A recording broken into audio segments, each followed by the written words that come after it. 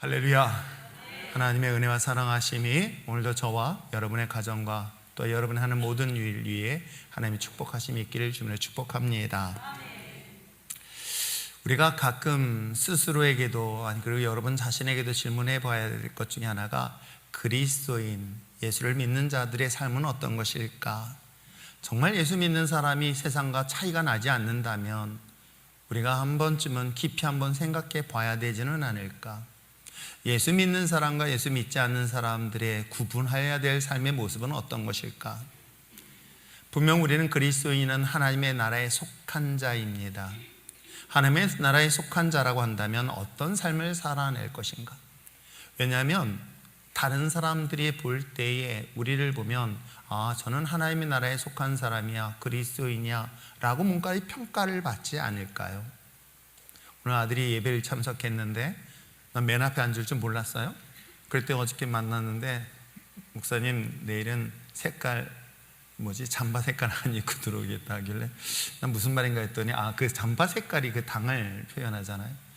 그 당을 표현하는 그 옷을 입으면 사람들은 어느 나라 당은 해서 어느 나라 당? 아니지, 어떤 당을 보면서 구분을 하지 않습니까? 근데 우리는 하나님을 믿는 그리스도인이라고 한다면 여러분은 어떻습니까?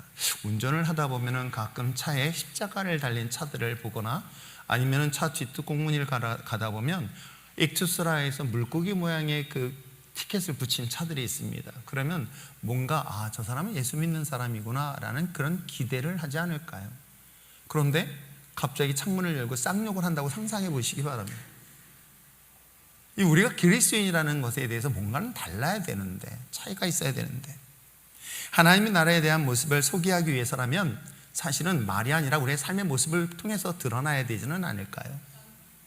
그리스도인의 삶이라는 것은 말이 아니라 예수 믿으라고 아무리 말을 많이 하는 것보다는 삶을 통해서, 삶의 모습을 통해서 하나님의 나라, 하나님에 속한 사람들은 저렇구나 라고 그들에게 우리의 삶의 모습을 통해서 보여돼야 되지는 않을까요? 우리가 지난 시간까지 4가지 비유에 대한 이야기를 하고 있습니다. 특별히 2024년도는 여러분에게 말씀드린 것처럼 하나님의 나라에 대한 관심을 가지고 우리가 하나님의 나라에 대해서 우리가 어떤 삶을, 어떤 비밀의 이야기, 어떤 비유의 이야기를 주님께서 하셨을까? 예수님께서 비유로 말씀하신 것은 분명 그들이 이해를 쉽게 하기 위해서였는데도 불구하고 알지 못하기에 제자들에게 따로 설명을 했던 이야기들을 쭉 살펴봤습니다. 우리가 첫 번째 했었던 말씀처럼 하나님의 말씀이 떨어졌습니다. 받아들이는 하나님의 나라의 말씀이 받아들이는 우리의 상태, 즉 길가와 같은 밭, 돌짝밭, 가시밭, 목도 같은 밭에 따라서 하나님 나라의 열매를 맺고 맺히지 못하는 이야기들을 우리는 첫 번째 말씀을 통해서 들었지요. 우리가 그게 첫 번째 비유의 이야기예요. 하나님의 나라에 대한 비유입니다. 마태복음에서만 나타나고 있는 건 독특한 비유예요.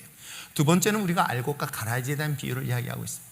천국이라는 나라, 우리가 천국은 하나님의 나라는 죽어서 가는 게 아니라 이 세상 속에 지금 살고 있는 이곳이에요. 우리는 교회를 좀 더 거룩한 곳으로 생각하고 기대를 합니다. 예수 믿는 사람은 분명히 다르다는 기준처럼 교회는 분명히 다를 것이야. 왜? 하나님의 다스리는 나라에 속해 있기 때문에. 근데 그곳에 뭐가 있습니까? 알곡만 있는 것이 아니라 뭐가 있다? 마귀가 뿌린 가라지도 있구나. 그래서 교회에 대한 실망하는 것은 실망하지 마십시오. 왜? 그 사이에 가라지도 분명히 있기 때문이라는 것을 잊지 마시길 바랍니다. 그게 두 번째 비유였습니다. 세 번째는 성장에 대한 이야기를 하고 있어요. 겨자씨, 누룩에 대한 비유를 했습니다. 그리고 네 번째, 우리가 땅속에 숨겨진 보화에 대한 비유를 했었던 거 기억하시겠어요? 하나님의 나라는 우리가 정말 놀라운 그 가치가 있는 것, 그러기에 자신의 모든 소유를 팔아서 그 대가를 지불하고 소유를 얻는 것이 바로 비유에 대한 설교로서 땅에 숨겨진 보화, 그리고 또한 값진 진주에 대한 비유를 소개를 했던 것입니다. 하나님의 나라는 거저 얻는 것은 분명히 아니라는 것 또한 소개를 하고 있고요. 아무리 하나님의 나라가 좋다 하더라도 그것을 가치를 알지 못하는 사람들은 그냥 돌멩이에 불과할 것입니다. 그 가치를 아는 자만이, 하나님 나라의 가치를 아는 자만이 자신의 모든 것들을 내어놓고 그것을 사더라도 결코 손해보지 않는다는 그런 놀라운 하나님 나라의 비유가 우리가 네 번째 비유이기도 합니다. 자, 그렇다면 오늘 비유는 몇 번째일까요? 5번째입니다. 하나님의 나라, 즉 천국에 대한 비유를 지금 이야기하고 있는데 어떤 비유입니까? 저는 하나님의 나라라고 하는 것은 여러 가지 있겠지만 오늘 본문의 비유는 딱 단어 하나를 생각해 본다면 뭘까? 용서에 대한 이야기를 하고 있어요. 하나님의 나라는 사랑과 동시에 이루어지는 게 뭐다? 용서구나. 우리는 이번 주에 또 국회의원 선거를 합니다. 저 개인적으로도 정치에 대한 안타까운 마음을 갖고 있습니다. 왜 존경할 만한 정치인들을 발견하지 못할까? 이것이 굉장히 개인적으로는 마음이 아프고 안타깝습니다. 어느 순간인가 나눔과 분열이 오히려 그것이 당연한 것처럼 여기고 있는 이 문화를 과연 어떻게 바라봐야 될까? 여러분, 우리나라는 적이 아니에요. 같은 민족입니다. 서로가 상대를 악과 또한 악마화시켜서 서로를 죽이고 살리고 하는 그런 종류가 아닙니다. 어찌 보면 우리가 적이 아니라 우리는 나라와 민족을 위한 원팀인데도 불구하고 우리는 악의 개념으로 전부 다 이해하고 있으니 이걸 어떻게 받아들여야 될지 정말 안타까운 심정인 거예요. 정치가 왜 이렇게 타락하게 되었을까? 그것을 우리는 지금 이 현장 속에 있어요. 그렇다면 우리가 그리스도인들, 최소한 국회의원들 중에서도 분명히 그리스도인이라고 이야기하는 그리스도인들, 과연 그리스도인들은 그것에서 어떤 역할들을 할 것인가? 여러분, 역사에서 내가 어떤 일은 지금 당장이 아니라 10년, 20년, 아니 100년이 지나서 그 역사의 그 정치인을 평가할 것입니다. 우리 아들도 있지만 저는 그런 큰 정치인이 됐으면 참 좋겠어요. 잘못된 것은 잘못됐다고 이야기할 수 있고 옳은 건 옳은 것이라고 이야기해 줄 수 있는 것, 그것이 큰 역사를 보면서 그걸 품을 수 있는 그 큰 그릇들, 이것이 저는 오늘 현실을 바라보면서 정말 안타까운 모습인 거예요. 선택에 대해서는 존중해야 합니다. 다수의 선택이 되었다면 우리는 존중하고 인정해 줘야 됩니다. 그러나 그에 따른 책임도 질 수 있는 문화가 오늘날 우리들의 문화가 되어야 되지 않을까요? 잘못에 대해서 인정하고 사과했다면 그것을 용서할 수 있는 문화, 그게 바로 그리스도인인 것이겠죠. 잘못을 인정하고 그것을 존중해주고 그리고 그를 위해서 용서해 줄 수 있는 문화, 서로가 잘 될 수 있도록 협조해주고 도와주고 기도해주는 문화, 이것이 교회 공동체여야 될 줄 믿습니다. 이것이 하나님 나라, 이 땅, 이 민족, 아무 보잘것없는 이 민족, 정말 하나님 하나 외에는 아무것도 없었던 이 나라, 이 민족 위에 세워진 이 나라를 바라보면서 어쩌면 심히 안타까운 것이 그것이에요. 내가 소중한 것도 상대도 소중히 여기고 상대방의 잘못에 대해서 용서할 수 있는 너그러움을 좀 더 포용력 있게 갖는다면 오히려 큰 그릇이 될 수 있다는 생각들을 왜 하지 못할까? 다른 사람을 깎아내리는 것이 자기가 올라가는 게 아니라 칭찬하면 자기가 올라가는 걸 왜 우리는 모를까? 여러분들이 이 나라 이민족을 위해서 어느 나라 당이 아니라 이 나라 이민족을 위해서 정말 하나님의 정말 이 나라를 공의와 정의로 다스리는 그런 나라를 위해서 여러분들이 기도하는 마음이 됐으면 좋겠어요. 내게 속한 건 아닌 상대방을 위해서도 기도해 줬으면 참 좋겠어요. 잘 될 수 있도록, 잘 해낼 수 있도록 기도해 줬으면 여러분 되시면 좋겠고요. 그들의 허물이 있다면 그들을 지적하기보다 그 허물을 위해서 용서함을 가질 수 있는 여러분 됐으면 참 좋겠습니다. 그 이야기가 오늘 5번째 비유를 통해서 이야기를 하고 있어요. 하나님의 나라 천국 하면은 여러분 생각나는 단어들이 뭐예요? 사랑 아닐까요? 대부분의 많은 사람들이 교회를 처음 방문합니다. 어색하잖아요. 그러면 이제 미리 사전에 얘기해요. 아는 척하지 말아달라고. 그래서 처음엔 그게 배려인 줄 알고요, 한 6개월 동안 아는 척 안 했더니 이 교회를 나가시면서 뭐라는 줄 아세요? 이 교회는 사랑이 없대요. 근데 왜 무슨 말인가 했어요. 했더니 아무도 관심을 안 가요. 아니 관심 갖지 말아달라고 부탁해가지고 했구만. 그래서 내가 그다음부터는 얘기해요. 무조건 아는 척해라. 무조건 불편하다도 관심 가져라. 그게 훨씬 낫다. 물론 여러분 모두 마찬가지 아닐까? 이 자리에 계신 여러분, 교회에 대한 것에 대해서 단어 생각하면 뭐가 많아야 된다? 사랑. 어떻게 목사님이 사랑이 없어요? 라고 소리 들으면 좀 회개해야 되겠죠? 왜요? 까짓으려고. 하나님은 사랑이시기 때문에 그래요. 하나님의 나라가 꿈꾸고 있는 건 전 반드시 그곳엔 사랑이 있는다. 그 사랑과 같이 따라다니는 게 뭐예요? 그게 바로 용서라는 단어예요. 그것이 오늘 5째 비유를 통해서 살펴보려고 합니다.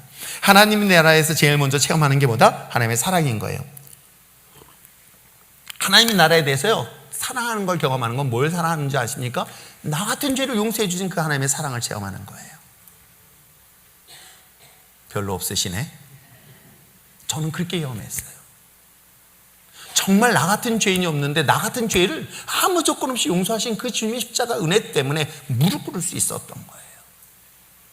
그 용서가 나를 변화시켰고, 그 용서가 책망하지 아니하시고 무조건 아무 조건 없이 용서하셨던 그 십자가 은혜가 사랑이 있었기 때문에 저를 지금까지 주님 바라보는 이 자리에 올 수 있었던 것은 아닐까요? 이것이 제가 꿈꾸는 하나님의 나라고, 이 나라가 됐으면 참 좋겠다 생각을 하고 있습니다. 자, 그렇다면 오늘 본문을 통해서 예수님께서 하나님 나라 천국에 대한 비유 설교를 하고 있는데 18장 전체를 한번 살짝 살펴보려고 합니다. 자, 18장 전체에서 어떤 이야기를 하냐면 제자들이 궁금했던 거예요. 자, 하나님의 나라의 비유를 4번씩이나 했는데 그러면 하나님의 나라 천국은 누가 클까? 이 사람들의 관심은 누가 큰가를 관심이 많았던 것 같아요. 어느 조직에서는 내가 먼저, 누가 높은 자리, 이것처럼 예수님의 제자들은 사실은 하나님의 나라에 대한, 특히 이때 따라다닐 때만 하더라도 사실 예수님의 구원과 예수님의 천국에 대한 하나님의 나라에 대해서는 개념이 적었어요. 그냥 이스라엘 나라를 생각하고 있었고, 이스라엘 나라에서 과연 그 주님께서 다스리는 통치하는 나라는 누가 제일 머리가 됩니까? 짱이 됩니까? 라고 질문하고 있는 거예요. 그게 바로 오늘 본문 시작이 그렇게 되어져 있습니다. 자, 그랬었을 때 6절부터 9절까지 주님께서 4절에 뭐라고 얘기하냐면 어린아이 같이 자기를 낮추는 자가 하나님 나라에서 가장 큰 자라고 얘기하고 있어요. 저는 이 본문을 전체 18장 전체 이야기 속에 있는 거예요. 제가 가만히 생각해 봤더니 여러분, 어른이 용서가 빨라요? 애들이 용서하는 게 빨라요? 애들이 용서하는 게, 애들한테 용서를 받는 게 비용이 적게 될까요? 어른한테 용서를 받는 게 비용이 많이 될까요? 아니, 전 제 아내하고 얘기하면 해요. 저희 집사람은 말로만 여보 미안해 하는 게 아니라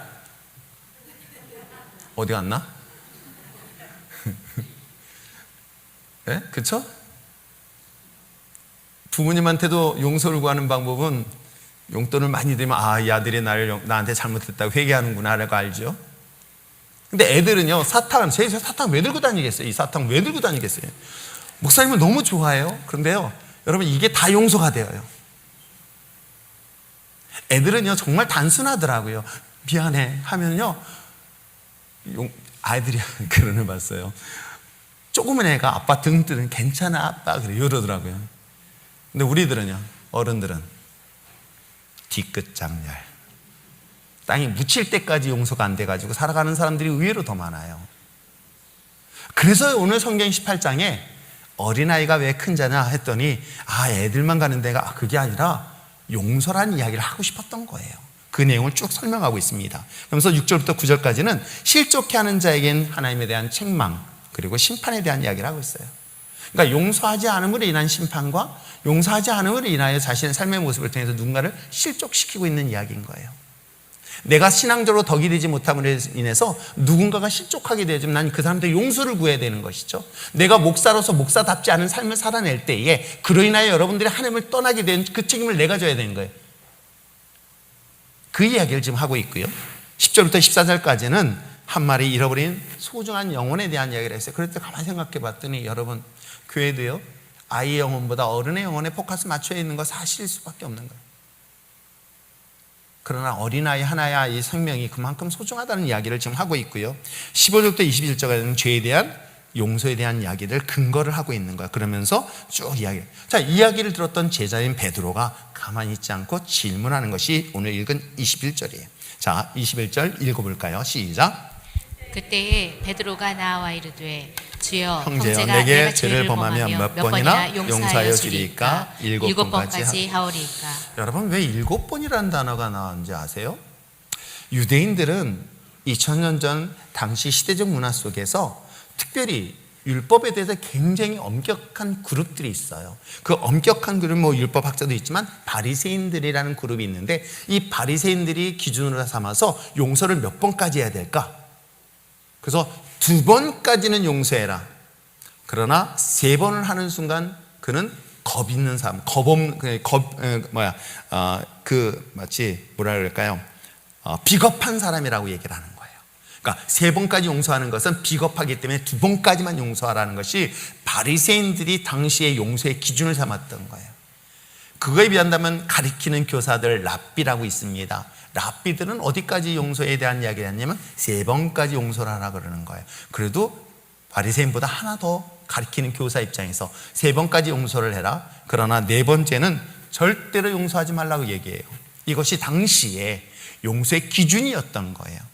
그러니까는 예수님을 따르는 베드로의 입장에서는 그들과 좀 달라야 되잖아요. 아세요? 랍비보다는, 그래서 바리새인들보다는 좀 나아야 되지 않겠나 라는 생각으로 물어보면서 뭐라고 얘기했어요? 7번이라고 얘기해 준 거예요, 베드로가. 이 단어의 숫자는 바로 이런 중심으로 출발을 했습니다. 자, 7번까지 용서하지 않은 용서에 대해서 이야기했을 때 예수님께서 뭐라 그래요? 70번씩 7번을 용서하라. 그러면 그거 세느라고 계산합니다. 1번, 2번, 400, 드디어 90번 이제 용서할, 그 개념을 말하는 게 아니라는 것은 굳이 설명하지, 저는 숫자 세다가 잊어버릴 것 같아요. 그런데 너무 재밌는 건 어느 아주머니께서는 벽에다 써요. 달력에다 써. 오늘 4번 용서해서 그 숫자 계산하시는 분들도 있다는 소문을 제가 저 북한에서 들었어요. 예수님은 그 뜻은 아닐 겁니다. 즉 하나님의 나라는 이 비유에 통해서 오늘 23절에도 이렇게 이야기를 하고 있습니다. 그러므로 천국은 그 종들을 결산할 때 이미 결산하려 하던 어떤 임금과 같다라고 하면서 이 용서에 대한 하나님의 나라의 비유를 하고, 그러면 하나님의 나라는 용서다. 그 용서를 받은 사람은 하나님의 사랑을 경험하는 것이다. 그 용서를 많이 받을수록 하나님의 사랑이 크다 적다, 크다는 걸 경험하는 것이 바로 하나님의 나라다라는 얘기를 하면서 비유로 설교를 하고 있습니다. 어떤 이야기일까요? 여러분 너무나 잘 알고 있는 1만 달란트 탕감받은 이야기를 하고 있는 것입니다. 자, 1만 달란트 빚을 탕감받아서 왕 앞에 섰을 때, 주인 앞에 섰었더니 그 주인이 뭐라고 얘기하고 있습니까? 너가 가진 모든 것들을 다 팔아서 갚으라고 그래요. 심지어는 너의 자녀와 너의 아내까지 팔아서라도 다 갚으라고 해요. 그랬더니 이 사람이 뭐라 그래요? 그리야 하지 마옵소서. 내가 꼭 갚을 테니까 뭐 해달라는 거예요? 대출 연장해달라는 거예요. 지금 이 상황인 거예요. 자, 그러면 과연 1만 달란트가 얼마나 계산해 봤더니요, 옛날에는 그것이 3천억이라는데 이게 금액이 단위가 올라서요. 왜냐면 인건비가 올랐더라고요. 이 1달란트라는 것은 1달란트예요. 1달란트는 6,000일의 일당에 해당되는 거예요. 6,000일. 그래서 6,000일에 계산해서 일당 10만 원으로 계산해요. 더 이상 복잡, 저같이 싼 병원 1,000만 원, 그러니까 비싼 분은 더 많이 비싸게 받겠지만 10만 원으로 계산하기 쉽게 했어요. 그리고 뭐예요? 이게 몇만 달란트라 그랬어요. 예? 1만 달란트. 그래서 1만 달란트 곱하기 6,000 곱하기 10만 했더니 얼마일까요? 그래서 내가 적었어요. 6조 원. 뭐 상상할 수 없는 돈이에요. 그러니까 이거는 감당할 수 없는 돈이에요. 이 엄청난 감당할 수 없는 빚을 졌어요. 근데 여러분, 내가 가만히 생각해 보니까 그 빚은 누구한테, 어떤 채권자가 있고 채무자가 있잖아요. 그죠? 이 사람은 채무자예요. 근데 여러분, 내가 아무리 사람들한테 6조 원 빌려달라면 여기서 빌려줄 사람, 내가 볼 때는 주머니 10,000원도 없어요 하는 사람들이 있잖아요. 우리 필요가 정말 아빠다, 아빠들이다. 내가 확실했어요. 아기 때 필요는 여러분 몰라서 그렇지, 저 신방 갈 때 항상 신방도 따라다녔어요. 그 아이가 이제 다 성인이 돼서 대학을 다니는 학생이 되어서 여러분을 위해서 대표 기도를 쓰는 모습 보면서 뿌듯했는데, 여러분 어때요? 제가 필요한테 돈 빌려달래 봐요. 얼마나 빌려달라겠어요? 그렇다면 일단 임금은, 이 채권자는 엄청난 재산가라는 건 굳이 말하지 않아도 알겠죠? 왜? 6조 원을 빌려줄 정도라면 그 사람이 전체를 빌려주진 않았을 거 아니에요. 그 이상의 엄청난 부자야. 이 이야기라는 거야. 하나님은 이 정도 부자인 거야. 근데 그 빚을 얼마 정도 줬다? 6조 원의 빚을 진 거야. 이건 내가 감당할 수 없는 빚이야. 감당할 수 없어가지고 자기뿐만 아니라 어떻게 해요? 자녀들에게까지 부채에 세습하게 되는 거예요. 이때 당시는 상속을 포기하겠다는 각서가 없어요. 지금은 있어요. 부채에 대한 상속을 포기할 수 없던 시대라 아버지의 부채는 자식에게까지 내려가요. 그래서 그렇게 얘기를 하는 거예요. 너의 자녀들까지 다 팔아서라도 그 빚을 갚으라. 그랬더니 시간을 달라. 사실 갚을 수 없어요. 근데 놀라운 사실을 보죠. 오늘 성경 본문에 뭐라고 얘기하고 있습니까? 자, 27절 한번 보세요. 27절 읽겠습니다. 시작. 그 종의 주인이 불쌍히 여겨 놓아보내며 그 빛을 탕감하여 주었더니. 그렇습니다.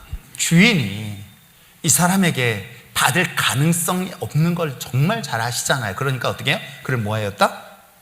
mercy, 긍휼히 여겼다, 불쌍히 여겼다. 이게 하나님의 성품인 거예요. 우리 죄를 용서할 수 있을 만큼의 그 정도냐, 그 감당할 수 없는 엄청난 죄, 마땅히 심판받아 죽어야 될 나를 주님께서 의롭다 보신 게 아니라 불쌍히 보시고 나의 죄를 용서하신 이야기가 하나님의 나라의 이야기인 거예요. 이것이 바로 우리에게 주신 하나님의 은혜이고 하나님의 역사이고 하나님의 축복인 줄 믿습니다. 하나님의 나라는 감당할 수 없는, 그리고 해결할 수 없는 엄청난 그 빛을 탕감한 바로 그런 은혜 받는 곳이 바로 하나님의 나라에 속한 삶이다. 그러면 우리는 어떤 죄도 다 용서를 받을 수 있다 없다? 여러분, 육존에 평생 만져보지 못할 엄청난 죄를 불쌍히 여서 용서했다면 여러분, 우리는 어떻습니까? 우리는 그 이내의 죄를 지은 자들이기 때문에 뭐든지 다 용서함을 받을 수 있는 존재가 아니다. 그런 존재가 저와 여러분이라는 거예요. 그런데 이야기는 이것으로 끝나지 않습니다.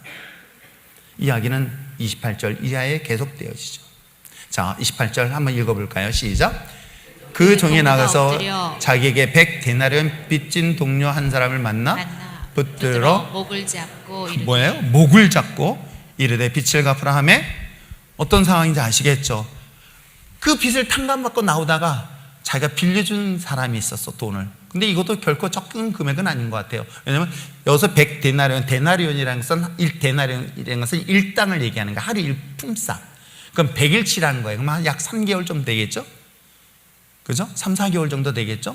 그러면 아무리 적게 잡아도 뭐 10만 원씩만 계산하더라도 300만 원 쉬지 않고 한다더라도 대충 얼마 정도 될까요? 한 1,000만 원 정도 되겠죠. 없는 사람들한테 1,000만 원 되게 커요. 우리 사이 속에서는 커요. 자, 오늘 이 자리에서 저한테 1,000만 원 주실 분. 아유, 여기로 손 올리지 말고. 봐요. 한 명도 없잖아요. 또 여기까지 가는 사람은 주겠다는 거야. 반만 주겠다는 거야. 여러분, 1,000만 원 어떻게, 이거 있잖아요. 저한테 10,000원 달라면 전 얼마든지 줄 수 있지만 저한테도 누군가 1,000만 원 굉장히 부담스러울 거예요. 우리 사이에는. 사실은 이 사람이, 이 빚을 탕감받은 사람이 동료를 만났을 때 이 사람 결코 자기의 입장에서는 큰 돈일 거예요. 큰 돈인데 이 사람을 만났어요. 근데 좀 전에 자기는 얼마의 빚을 탕감받았다? 6조 원의 탕감받은 자예요. 그런데 그 사람을 만나자마자 뭐 했어요? 참 재밌는 표현이에요. 여기서 목을 잡다라는 것은 멱살 잡다라고 하는 거예요. 멱살을 딱 잡고 그 다음에 그를 어떻게 해요? 빚을 갚으라 이야기하죠.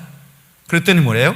똑같이 얘기해요. 사실 자기가 주인한테 얘기한 것처럼 그 동료도 간과에 엎드려서 간과하여 이르되 참아서 갚겠다, 연장해달라는 거예요.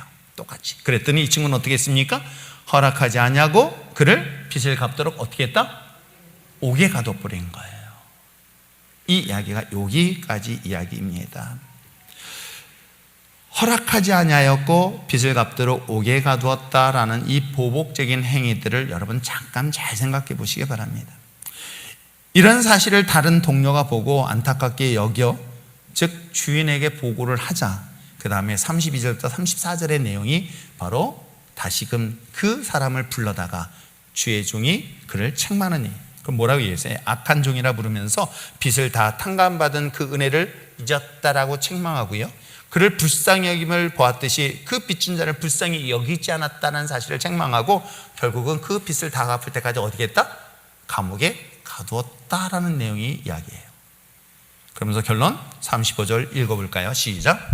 너희가 각각 마음으로부터 형제를 용서하지 아니하면 나의 하늘 아버지께서 너희에게 같이 하시리라. 이게 하나님의 나라인 거예요. 여러분, 저는 이 말씀을 잘 묵상하면서 야, 하나님의 나라에 나는 용서 안 하면 하나님 나라에서도 이런 일들이 일어날 수 있다 없다. 이게 정말 심각하게 생각해 봐야 될 내용인 거예요. 우리는 용서 받았으니까 끝났다고 생각하는 거예요. 근데 용서를 받았다 하면서도 내 마음에 여전히 분노와 미움과 한을 갖고 있고 그리스도인의 삶을 살아가는 그리스도인들이 있을까요? 있습니다. 빚을 탕감받은 이 하나님 나라의 비유를 통해서 우리의 빚의 규모는 어찌 보면 내가 인식하는 데부터 내 빛이 엄청나구나, 내가 감당할 수 없구나, 이 은혜를 깨달을 때부터 하나님의 은혜를 체험하는 거예요. 하나님의 나라라는 것은 내 빛이 크다는 걸 깨달을 때예요. 하나님의 나라를 알지 못하는 사람, 하나님의 은혜를 알지 못하는 사람은 자신이 빛이 얼마나 큰지를 몰라요. 인식하지 못하고 살아요. 오늘 본문에 기록된 것처럼 내 빛은 그랬더니 언제 비쳤어? 라고 이야기하는 이 빛 얘기하고 있는 거예요. 이것이 엄청나게 크다는 사실.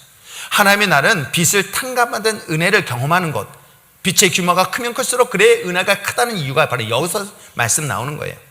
그래서 믿음, 신앙의 첫 시작은, 우리가 신앙생활의 시작은 뭔지 아십니까? 내가 믿음 생활이라는 것, 내가 신앙생활이라는 것은 자신이 정말 이 엄청난 죄를 탕감받았고 용서함을 받았다는 것, 이걸 알고 깨달을 이때부터 그 하나님의 은혜로 말미암아 나를 불쌍히 여겨서 6조 이상의 엄청난 죄를 용서함을 받았다라는 것을 알고 깨닫는 이 순간부터가 신앙의 시작이라는 것을 지금 성경을 통해서 우리에게 알려주고 있는 것입니다. 저는 이것은 처절한 자기 발견인 거예요. 처절한 자기 인식부터 시작되지 않는다면 여러분, 우리는 하나님의 나라에 있지 않는다는 이야기도 할 수 있다는 거 잊지 마시길 바랍니다. 왜요? 오늘 이 사실을 얘기하고, 그래서 이 사실을 경험했던 바울은 어떻습니까? 바울은 태어날 때부터 하나님을 믿는 사람이었어요. 하나님의 말씀대로 삶을 살았던 사람이기도 했습니다. 그랬던 그가, 처절하게 자기가 말씀의 율법주의의 삶을 살았던 그가 누구보다도 죄인 중에 괴수라고 이야기를 할 수 있는 건 바로 이 이유 때문인 것이에요. 하나님의 나라는 자격 없는 자의 모든 빚을 탕감받음으로 그 은혜의 빚진 자들이 모인 것. 여러분 생각해 보세요. 여기 있는 우리가, 하나님의 나라에 속해 있는 우리가 정말 6조, 야, 너 얼마 빚졌어? 얼마 탕감받았어? 나 6조, 나는 10조, 난 100조. 그럼 100조 받은 사람은 부러워하고 있어. 왜? 100조 받은 사람이 그 탕감받았으니까 야, 그 사람은 얼마나 더 크니까. 근데 우리가 그렇게 모든 사람들이 그 엄청난 빚의 탕감을 받아서 이 모인 이 공동체가 뭐다? 바로 교회 공동체고 하나님의 나라인 거예요. 우리가 다 그런 존재인 거예요. 여기는 저나 여러분의 예외 없습니다. 어느 누구도 예외 없이 모두 다 우리가 감당할 수 없는 엄청난 빚을 다 용서받고 이 자리에 온 이 자리가 바로 하나님의 나라에 속한 자라는 것 잊지 마시길 바랍니다. 빚을 탕감받는 방법은 어떤 것이었었어요? 조건이 없었어요. 그냥 하나님이 우리를 불쌍히 그래서 여기는 우리가 용서를 받은 것은 자격이 있어서가 아니에요. 그냥 하나님이 우리를 불쌍히 여겨서 나를 선택해 주셨고 나를 구원해 주셨고 이 사실을 알게 했고 이 자리에 나오게 된 줄 믿습니다. 하나님 나라의 주인 되신 하나님께서 빚진 우리를 원수처럼 보신 것이 아니라 불쌍히 여겼습니다. 긍휼히 여겼습니다. 그렇기 때문에 그들 모든 것을 용서하셨다는 이야기를 하고 있어요. 죄에 대하여 분노하는 마음, 불쌍히 여기는 마음 두 가지가 있어요. 우리는 삶을 살아가면서 죄를 지은 것에서 화내는 마음이 있고요, 죄를 지은 것에서 불쌍히 여기는 마음. 그러나 하나님이 속한 나라는 어떤 사람이 그에 대한 분노를 느끼는 마음이 아니라 긍휼한 마음, 불쌍히 여기는 마음이 하나님 나라에 속한 자의 마음이라는 것을 또한 이야기를 하고 있는 것입니다. 사랑하는 성도 여러분, 그러면 여러분 마음속에 하나님 나라가 있습니까? 여러분들이 불의를 보고 악한 것을 보고 죄를 보고 그 죄를 보면서 불쌍히 여긴 마음이 큽니까? 아니면 분노하는 마음이 더 큽니까? 제가 꿈꾸는 한국에 다는 대한민국도 마찬가지인 거예요. 분노하는 마음이라 불쌍히 여길 수 있는 마음, 그것이 바로 용서의 마음으로 사랑할 수 있는 마음으로 출발하는 건 아닐까요? 화를 내는 마음, 분노하는 마음, 미워하는 마음은 결코 하나님의 나라가 아니라는 사실을 성경은 분명히 이야기를 하고 있습니다. 또 하나 중요한 본문을 보면서 제가 묵상하면서 느끼는 것 중에 하나는 바로 탕감받은 빚을 취소할 수 있다는 거예요. 저는 이 말씀 묵상하면서 한 번 구원은 하나님의 거룩한 나라는 영원할 거라만 생각했는데 이게 결코 아니구나라는 생각이 드는 본문 내용 중에 하나이기도 해요. 왜요? 용서함을 분명히 받았죠. 1만 달란트 탕감 받았잖아요. 그럼 우리는 어떤 마음으로 살아야 될까요? 주님 앞에서는 감사하고 그 은혜를 잊지 않냐고 이 용서함을 받은 마음을 가지고 삶을 살아야 되는 내가 누군가와의 용서의 관계에 있어서 용서하지 못할 잘못을 졌어요. 물론 자기가 감당할 수 없어요. 근데 이걸 생각하기 전에 먼저 내가 용서함을 받았던 것만 생각하면 되는데 이걸 못했던 거야. 이 사람한테 억울한 거야. 이 사람한테 받은 상처가 큰 거야. 이 사람 때문에 미움이 생긴 거야. 이 사람 때문에 억울한 일을 당한 거야. 이 사람 때문에 내 큰 손실을 받았어. 그랬더니 그 사람에 대해서 어떻게 돼? 미워하는 마음이 생겨요. 원망하는 마음이 생겨요. 용서하지 않는 마음이 생기는 거예요. 그것이 어디 안에서? 하나님 나라에 속해 있을 때도 있다 없다 있음을 얘기하고 있는 거예요. 지금 하나님 나라 밖의 비유를 얘기하는 게 아니라 하나님 나라에 속해 있는 비유받은 자들이 용서를 받았는데도 불구하고 우리의 삶에서 용서하지 못한 자의 삶에 대한 이야기를 지금 하고 있는 것입니다. 저는 우리 그리스도인들에게도 그런 일들을 참 많이 봐요. 용서를 해야지 되는데 하나님이 날 용서하신 거 알아요. 그럼 감사해요. 그런데도 불구하고 여전히 내 마음이 용서하지 못하고 한을 가지고 살아가는 그리스도인들이 있다 없다. 심지어는 목사도 그럴 수 있잖아요. 목사도요, 의외로 한을 갖고 있는 목사들도 있어요. 분노하는 목사들이 있어요. 근데 놀랍게 성경 뭐라고 얘기했습니까? 하나님의 나라는 은혜를 경험하는 자, 즉 빚을 탕감받은 자에게 하나님 마땅히 하나님의 자녀다운 삶을 살아야 될 것을 성경은 우리에게 이야기를 하고 있어요. 그런데 하나님 나라에 속한 자녀들이 그렇게 하지 않냐고 용서하지 않는다면 어떻게 해요? 오늘 성경에 기록된 것처럼 그 용서함을 뺏어가 버린다. 이게 얼마나 무섭고 충격적인 얘기일까요? 우리는 용서함 받은 것까지는 좋았는데 그 용서함이 취소될 수 있다는 생각을 한 번쯤은 해봐야 되지는 않을까요? 그래서 저는 이 말씀을 묵상하면서 하나님의 신앙생활은 내가 하나님의 그 모든 죄로부터 용서함을 받았다는 그 은혜를 경험하고 그것이 바로 내 어떤 공로가 아니라 자격이 아니라 부모의 누구 때문이 아닌 정말 주님이 나를 불쌍히 여겨서 거저 나를 용서하셨다는 것. 그런데 한 가지, 그럼에도 불구하고 우리가 삶을 살아가죠. 신앙생활 하잖아요. 우리가 교회 공동체 생활합니다. 그럼 관계성에서 부딪히고 갈등과 다툼이 있을 수 있죠. 그 속에서 만약에 내가 미워하는 마음이 생기고 미워하는 마음이 생긴다면 내가 갖고 있는 용서함을 잃어버릴 수 있구나. 이것을 우리가 신앙생활에서 날마다 깨어서 분별할 수 있는 여러분들 있으면 참 좋겠어요. 그 취소된 이유가 뭘까? 하나님의 나라에서 하나님의 은혜를 경험하고도 이 탕감받은 그 죄를 용서하지 못하고 다시금 어디로 가요? 이 사람은 감옥에 넘겨지는 장면이 되는 이유가 뭘까? 그런 탕감받은 빚보다 받아야 될 빚이 더 크다고 생각하는 것 때문은 아닐까? 의외로 되게 많아요. 내가 용서함을 받았는데 이 용서함 받은 것보다 상대방이 나에게 상처 준 게 더 크게 느껴져요. 모든 기준이 자기로부터 출발하기 때문에 오히려 하나님이 날 용서한 건 크지만 다른 사람 용서하는 것은 더 크게 생각하는 그런 인색함이 크지 않을까. 자신이 더 의롭다고 생각하고 오히려 자기는 더 큰 피해자라는 생각이 오늘날 우리의 신앙의 위기를 가져다주고 하나님 나라의 위기를 가져다주는 것은 아닐까요? 그런 사람들은 대부분이 상처받았단 말을 아주 쉽게 많이 해요. 전 지금까지 목회하면서 상처받았단 말하면서 위로를 받으려고 하지만 제가 저한테 개인적으로 상담하러 오신 분 치고 그래서 3층까지 올라오시기 힘들어서 상담하러 안 오시는지 모르겠지만 상담하러 올라오셔가지고요 다 상처받고 가신대. 혼 무지하게 하고 나고 간대. 상처받았으니까 왔을 거 아니야. 목사님 자기는 위로받고 싶다고 온 거예요. 근데 여러분, 위로는 이미 하나님께서 용서 받았잖아요. 이걸 받았는데 아직 못 받아서 그렇죠? 그렇습니다. 하나님과 자신의 관계의 빚을 먼저 생각해 보십시오. 우리는 얼마나 많은 빚을 용서를 받았는지. 그렇다면 나와 모든 인간관계는 여러분 이 받은 은혜만 생각한다면 어느 누구든 예외로 용서하지 못할 사람이 누가 있을까요? 이럴 때 이 말씀을 잘 기억하세요. 말씀을 듣는 이유는 바로 이런 상황에 있을 때예요. 신앙생활할 때 분명히 상처받고요 어려움을 당합니다. 그때 저 사람은 나한테 죄를 졌기 때문에 100데나리온이에요. 그러나 하나님은 나에게 1만 달란트를 용서해 주셨어요. 이것만 생각한다면 이거는 다 용서가 가능할 줄 믿습니다. 또 하나예요. 왜 이와 같이 하나님이 우리에게 용서함을 받은 걸 잃어버리게 됐을까? 국률한 마음이 없기 때문인 거예요. 저는 이 mercy, 긍휼, 불쌍이란 단어는 어쩌면 하나님이 주신 마음이에요.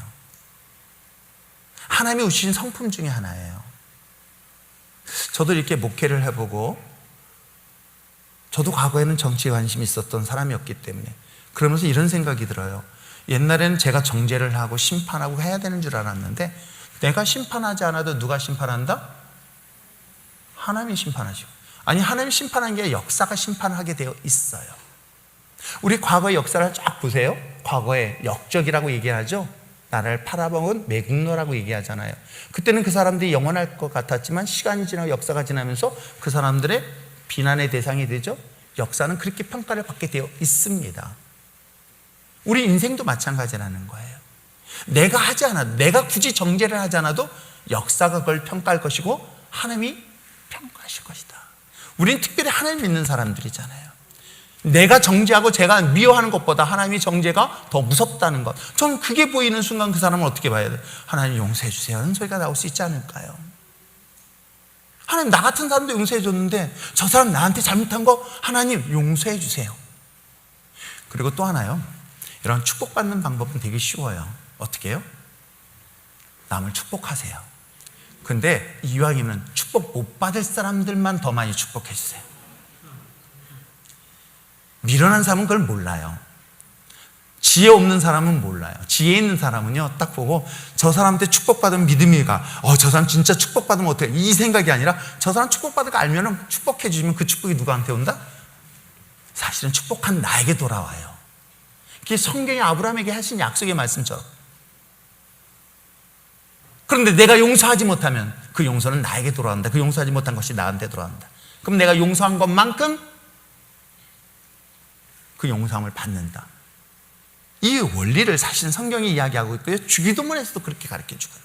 주님께서 기도할 땐 이렇게 기도하라. 내 죄를 용서하신 것, 다른 사람의 죄도 다른 사람의 죄를 용서한 것처럼 내 죄를 용서해달라고. 그렇게 기도할 수 있는 것이 지혜로운 자의 기도인 줄 믿습니다. 자신의 빚을 탕감받는 것, 그건 주인이 불쌍히 여긴 것처럼 동료의 빚을 탕감하지 않은 것은 그들을 불쌍히 여기지 못했기 때문이라면 이 긍휼히 여기는 마음은 주님이 주신 마음이라는 것 잊지 마시고 그들을 위하여 불쌍히 여길 수 있는 마음을 가질 수 있도록 하나님의 마음을 부어달라고 기도할 수 있는 여러분 됐으면 참 좋겠어요. 또 하나 마지막으로 볼 수 있는 건 뭘까요? 빚을 갚기 위해서 놀라운 것은 그를 감옥에 가두어. 그렇기 때문에 그가 가진 은혜를, 그가 주신 그 빚의 탕감을 다시 내놓는 결과를 가져다 준다. 저는 보복이라고 생각해요. 보복은 내가 가서 완려 힘을 내하는 것뿐만 아니라 그들을 내 마음속에 감옥에 가두는, 내 미움이라는 감옥에 가둘 수 있다 없다? 있다. 그러므로 하나님 우리에게 주신 이 엄청난 은혜의 빚의 탕감은 하나님이 주신 은혜이기 때문에 결단코 그 은혜를 잃어버리는 그런 미련하고 어리석은 자가 되지 않기를 부탁드립니다. 날마다 받은 은혜에 감사하며 또 감사하며 그 은혜를 잊지 않는 여러분 됐으면 참 좋겠어요. 그리고 다른 사람이 나에게 죄를 지은 것이 있다면 어떤 마음을 갖자? 불쌍히 여기세요. 불쌍히 여기세요. 그를 불쌍히 여기고 하나님 그 죄를 용서해 주세요. 그랬더니 어떤 분이 그러더라고요. 목사님, 내가 불쌍히 여겨서는 알겠는데 용서라는 말은 차마 못하겠다. 그래서 얼굴 쳐다보기 싫다고. 여러분, 불쌍히 여기는 것은 주님이 우리에게 주신 거룩한 마음인 줄 믿습니다. 이것이 우리 주님 안에 내 안에 있으면 나는 곧 하나님 나라의 삶을 살아낸 사람인 줄 믿습니다. 저는 더 나아가서 용서라는 것은 특권이에요. 용서는 아무에게나 주어진 것이 아니에요.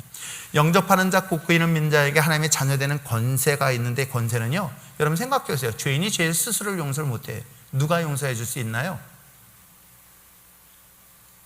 판사가요? 아니에요. 판사 용서를 못해요. 판사는 법을 때리게 돼 있어요. 그럼 누가요?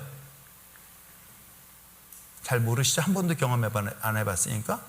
우리나라에서요, 무유일하게 죄를 용서해 줄 수 있는 사람 딱 한 사람밖에 없어요. 누구예요?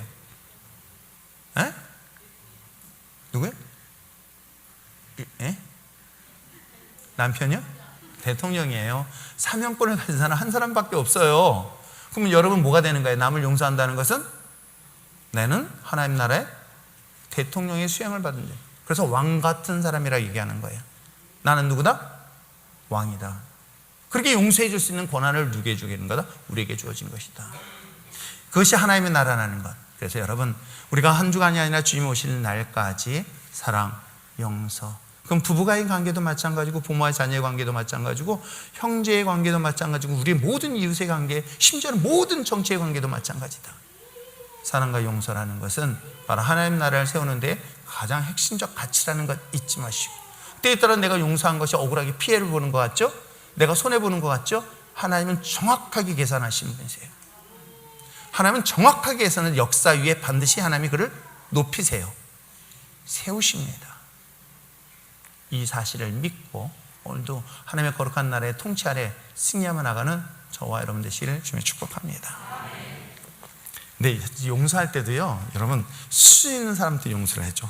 난 내가 용서할 때는 그 피로같이 조그만 애들 잘못한 거 용서하는 것보다는 그래도 교회 나 말고 그 다음에 장로님들의 용서, 장로님 정도.